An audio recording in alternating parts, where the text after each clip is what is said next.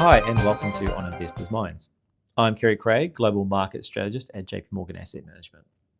For our listeners today, we're sharing a very timely global conversation on how investors are adjusting their portfolios in the face of this energy shock, some of the evolution we're seeing within credit conditions in the private markets, as well as how innovation and AI is reshaping the opportunity set.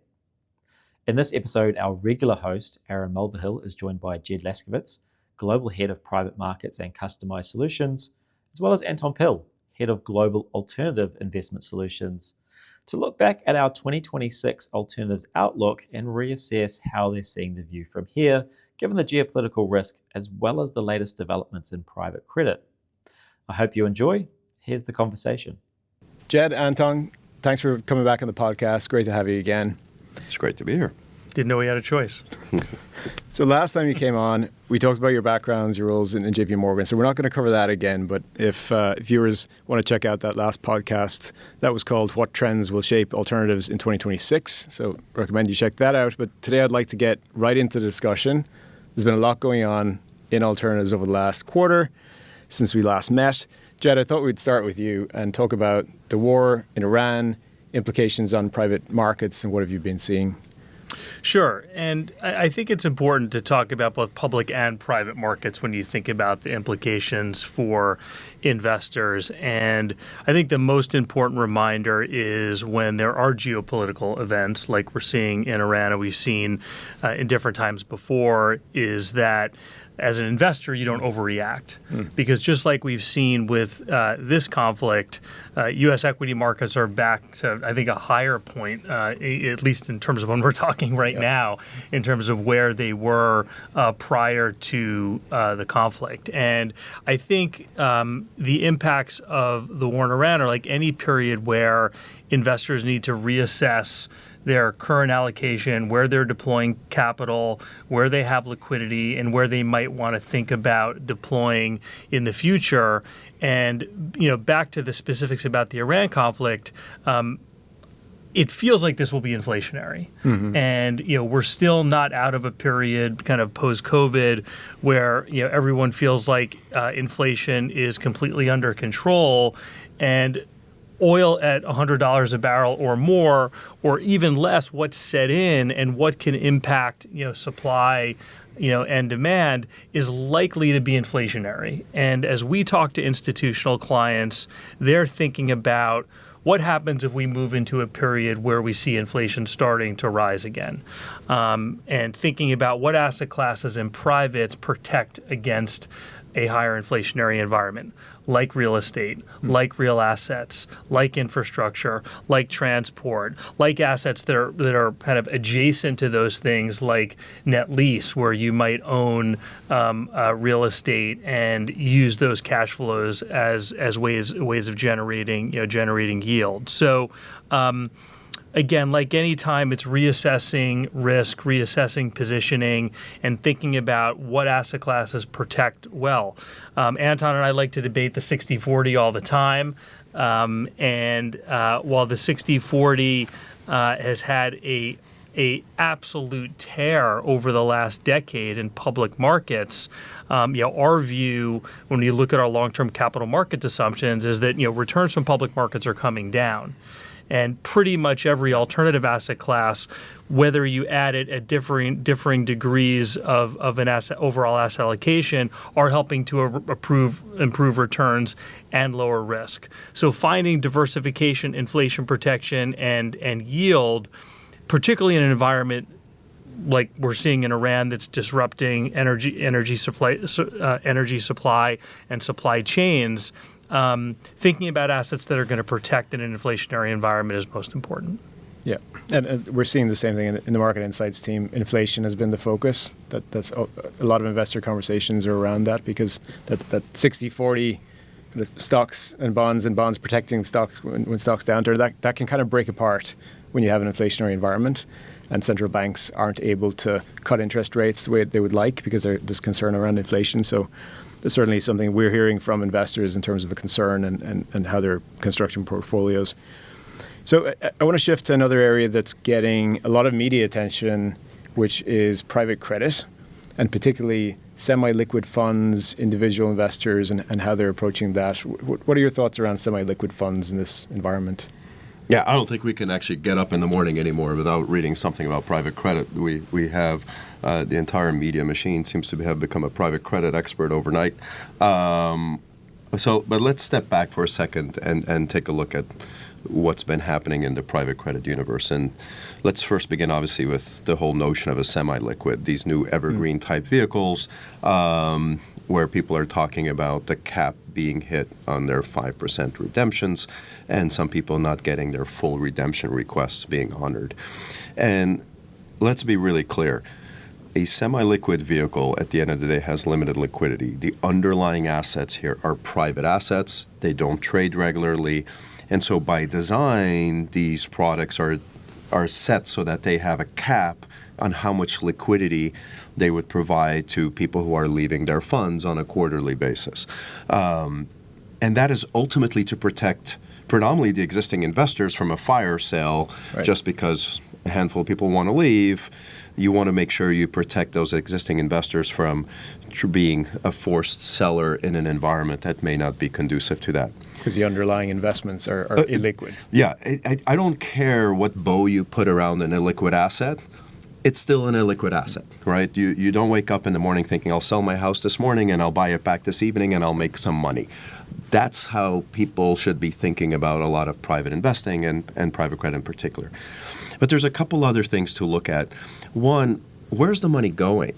And if you look, the redemptions out of private credit that are being paid out, we are seeing an increase in subscriptions into similar vehicles in real assets, part of it due to sort of this inflationary question, but also into private equity, also into real estate. And the private equity one is kind of curious. If people are moving from private credit into private equity to a riskier part of the capital stack of a corporation, by de facto, they can't be that worried about private credit, or they wouldn't be moving to something that's even riskier. So I think a lot of this is indicative of people reallocating across their portfolios and getting the liquidity that they can to do that reallocation to get closer to neutral, I think, in their private credit piece. Secondly, it does kind of bring a couple other things to fore. One, you should be very aware of how your managers who are managing your evergreens are managing the liquidity in those portfolios. In private credit in particular, it's a little bit easier. You have interest payments coming off the underlying loans. You have repayments coming in. You can stop dividend payments out, and you have subscriptions. All of those things provide you the liquidity to pay out that 5% on that, or generally it's 5% on a quarterly basis. And so the concept of like a run on the bank here is a bit theoretical because the most you can get is 5. And so it might, in theory, take you 4 or 5 years to get all your money back. And sort of like that's why these products are designed that way. But stepping back, we haven't seen a big pickup in default rates in private credit.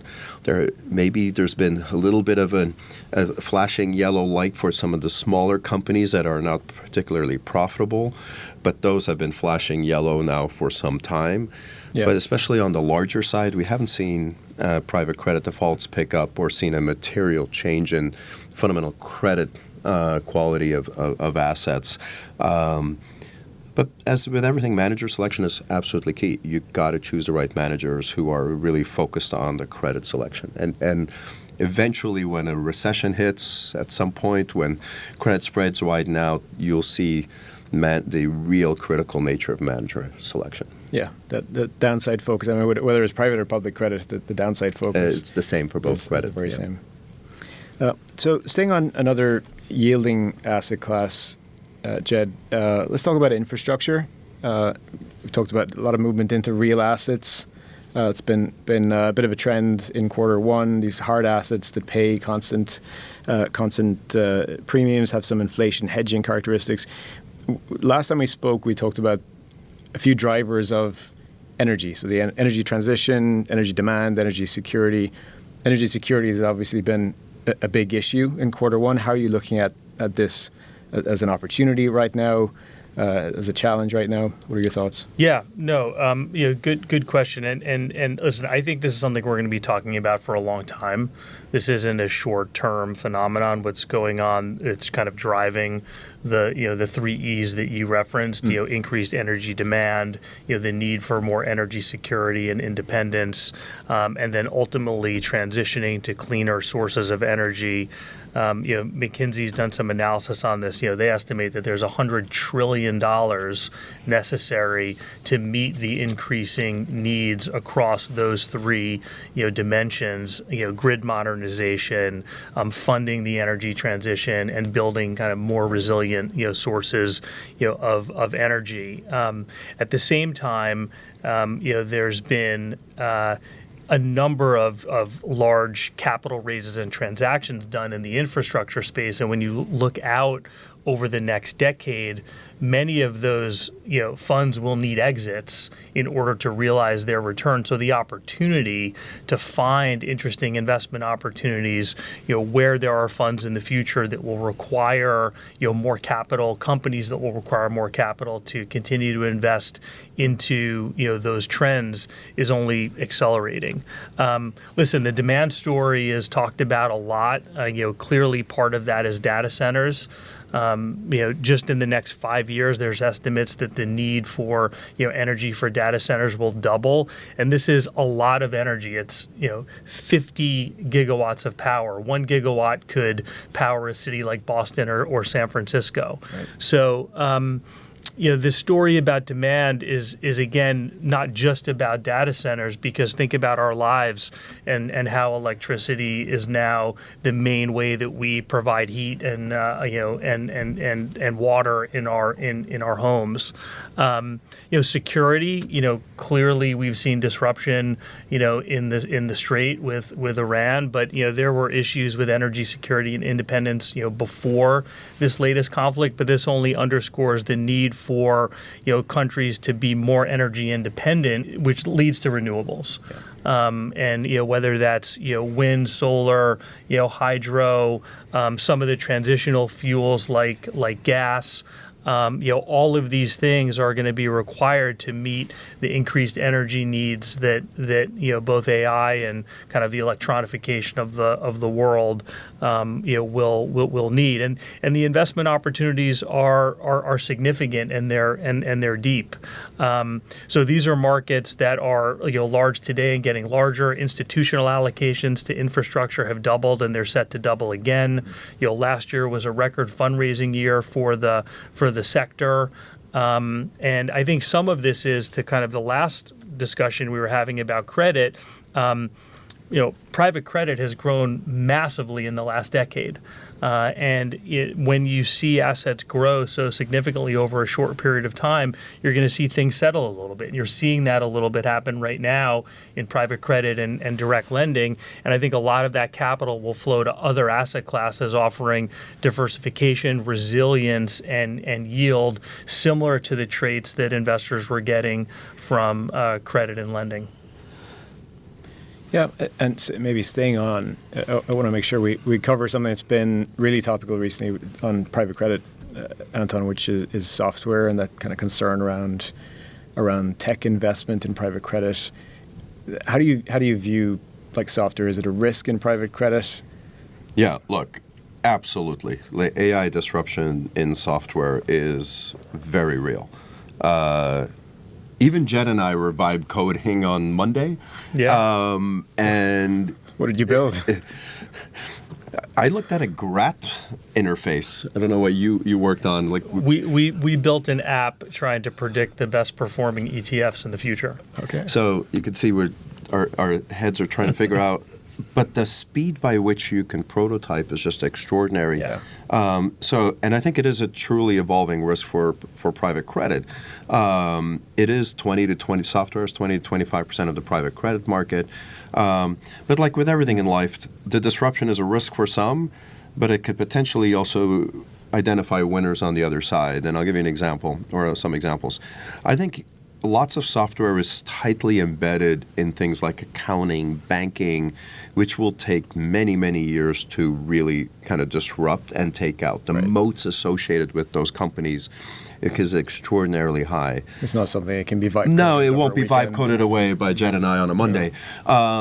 But there are also software companies who do seat-based pricing, who use common data sets where things are coding heavy, which are definitely at risk. And I would say that especially private credit that was done in sort of the 2021 era, I think the coverage or 22 era, those are probably a little bit more, because a lot of that was done at multiples today that don't look particularly attractive.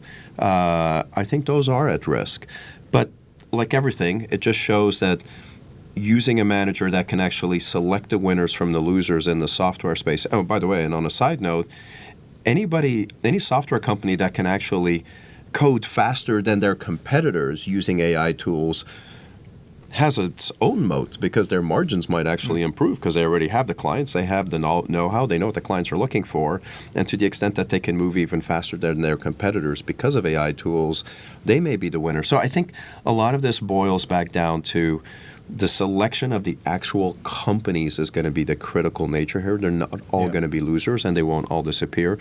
But I do think investing in private credit today, it is very topical. I am not sure this is an issue within 3 to 6 months, but I think in the next 2 to 3 years, you will definitely get some shakeout and some refi risks exist for some of the weaker companies.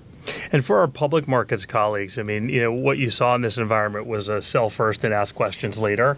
And, for us as active managers, that's a great opportunity for us, because there's, to Anton's point, there were a lot of companies that just traded off that will be fantastic companies in the next 5 years, and are embracing AI and will develop faster and partner with, many of the largest, AI companies that are disrupting the market. So it's nuanced and it's name by name. Yeah, and institutions, by the way, are, even though some of the evergreens in private credit may be net sellers, institutions have already started getting involved and being net buyers. So you can see the clearing of these markets is already beginning as people are taking sides on how this plays out.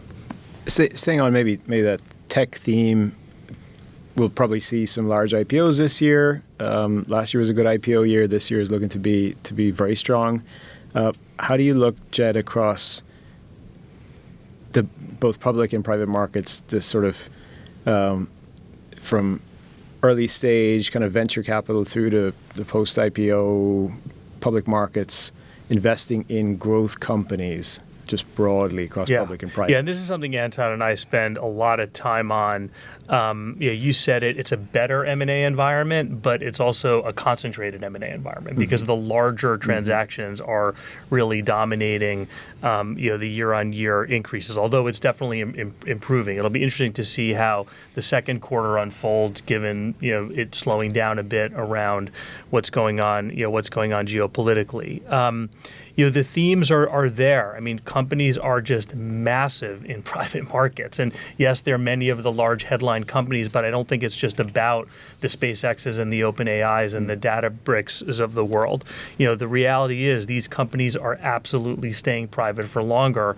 And when you look at both the size and the number of private companies that are generating more than $100 million in revenue that are private, you and I talked about this before, Aaron, it's 90% of companies. So investors that are not taking advantage of that opportunity are missing a large part of the growth. Because also, if you look at the returns in the large indices like the S&P, so much of that return in the past 5 years or so has been concentrated in those high growth companies. So this idea that you can work with a manager like us to find some of the fastest growing companies on the private side in that growth equity stage, and also has an understanding about public markets, is something we're spending a lot of our time, with clients on. I mean, we just co-led the Databricks, Series L, which was a significant endeavor, for us. And Series L, you didn't really talk about Series L's in the market far along the very alphabet. much, pretty far along. So. we think this is a space that will continue to grow as the number of public companies continues to shrink. I mean, there are fewer public companies, than there were 20 years ago by a wide margin. So, for private companies that have a deep pool of private capital to access, can have more flexibility, have the ability to operate as private companies for longer and still have access to that capital, they're not rushing, to go public. I mean, SpaceX has been private for over 20 years. So that's a dynamic that we think will continue and will present really unique investment opportunities. Wrapping up with a question for both of you, what's an area of alternatives that you're keeping an eye on for the remainder of 2026? Start with you, Anton. Yeah, look, one area I'm particularly excited about is defense and security. I think one of the things from the geopolitical realities of today is that there are sort of 5 components that I think are going to continue to require significant investments globally. The first is sort of the defense and autonomous nature of the growth of defense systems, et cetera. We see this from Iran, we see it from the Ukraine situation, that space needs to continue to grow. The second is space technology. I think clearly the potential uses of space and how that's going to interact with in the future can change dramatically as the price of that falls. I think advanced manufacturing, supply chain dynamics change significantly with some of the movements and tariffs that are going around. Energy independence that Jed already mentioned, whether it's actually securing the critical resources to pull that off or actually building the energy dependence. And then lastly, let's not forget, as part of defense and security, AI and frontier technologies are also a defensive technology and are needed in a sort of a context of a global world that's potentially more unsettled. And so for me, in the next 9 to 12 months, we're going to be spending a lot of time trying to find how are there different investment opportunities around that can really tackle that theme. Yes, for one area, but you managed to cram in quite a lot under that. There's a lot, category. But it's really critical for all of us. Yeah, absolutely. How about yourself, Jed? Yeah, I think biotech has been a bit underappreciated and kind of sneakily. I think it was one of the best performing sectors in the S&P last year after a big run in the second half of last year. And deal volume in the space, if you back to the M&A discussion, is approaching record years, and it's not dominated by mega deals like the AI space. It's dominated by smaller deals, $1 billion plus transactions, which I think is up over 2x, year on year. So you've got this big patent cliff. So large healthcare companies that have drugs coming off patent. This cliff is happening in kind of 2020, 30, 31. So they're doing these deals now to prepare for that lost revenue, which is in the hundreds of billions of dollars. And at the same time, they have a lot of liquidity to do deals. So this is a great environment for private equity investors, and you have a government with both the FDA that's been more supportive of faster drug approvals, and then back to AI. The promise of AI in healthcare and medicine is higher efficacy rates and faster research times. So, somewhat levered to AI, plus what's happening in the overall sector, we think the outlook in the next 3 to 5 years for healthcare and biotech is really strong. Very exciting space. Yeah. Agreed. Well, thank you both for coming on. Great to be back. That was Aaron Mulvihill with Jed Laskowitz and Anton Pil, exploring how investors are navigating alternative markets amid inflation uncertainty, the evolution within private credit, as well as the rapid innovation within the AI sphere. If you would like to learn more, please reach out to your JP Morgan Asset Management representative for the latest perspectives from our teams. Thanks for listening to On Investors' Minds. If you enjoyed this episode, please follow or subscribe wherever you listen to podcasts. We'll be back next week with more timely market insights. This content is a general communication being provided for informational purposes only.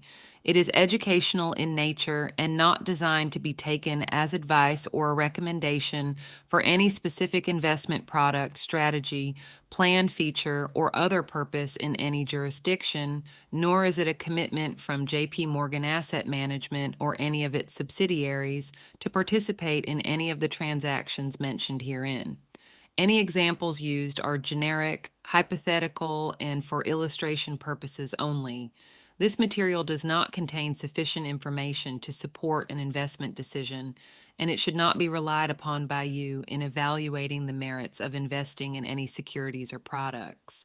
In addition, users should make an independent assessment of the legal, regulatory, tax, credit, and accounting implications and determine, together with their own financial professional, if any investment mentioned herein is believed to be appropriate to their personal goals.